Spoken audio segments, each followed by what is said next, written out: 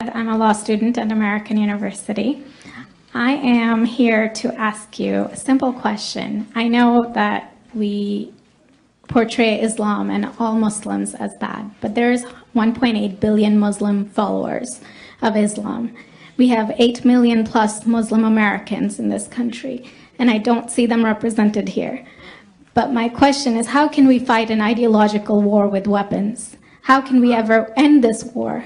The jihadist ideology that you talk about, it's an ideology. How can you ever win this thing if you don't address it ideologically? Great question. I am so glad you're here, and I am so glad you brought that up because it gives us an opportunity to answer.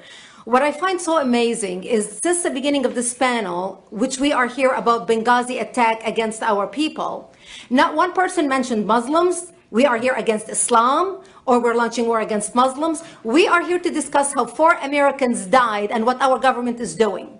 We were not here to bash Muslims. You were the one who brought up the issue about most Muslims, not us.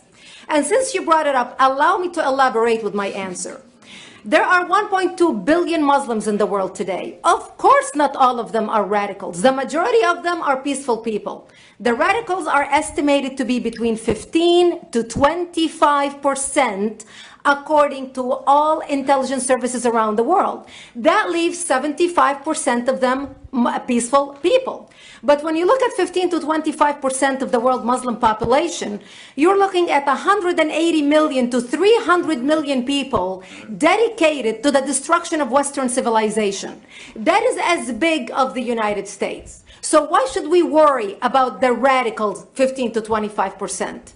Because it is the radicals that kill. Because it is the radicals that behead and massacre. When you look throughout history, when you look at all the lessons of history, most Germans were peaceful. Yet the Nazis drove the agenda. And as a result, 60 million people died. Almost 14 million in concentration camps. 6 million were Jews. The peaceful majority were irrelevant. When you look at Russia, most Russians were peaceful as well. Yet the Russians were able to kill 20 million people. The peaceful majority were irrelevant.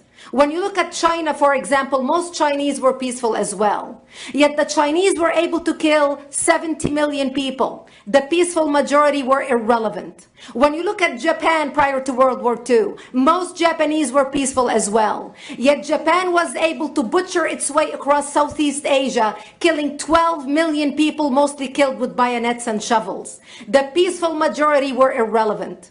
On September 11th in the United States, we had 2.3 million Arab Muslims living in the United States. It took 19 hijackers, 19 radicals to bring America down to its knees, destroy the World Trade Center, attack the Pentagon, and kill almost 3,000 Americans that day. The peaceful majority were irrelevant. So for all our powers of reasons and us talking about moderate and peaceful Muslims, I'm glad you're here. But where are the others speaking out? And since you are the only Muslim representative,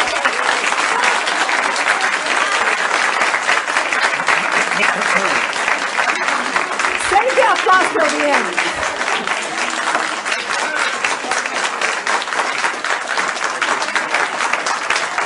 Thank you. Thank you. And since you're the only Muslim representative in here, you took the limelight instead of speaking about why our government, and I assume, are you an American? You're an American citizen. So as an American citizen, you sat in this room, and instead of standing up and saying a question or asking something about our 4 Americans that died and what our government is doing to correct the problem, you stood there to make a point about peaceful, moderate Muslims. I wish you brought 10 with you to question about how we can hold our government responsible. It is time we take political correctness and throw it in the garbage where it belongs and start calling it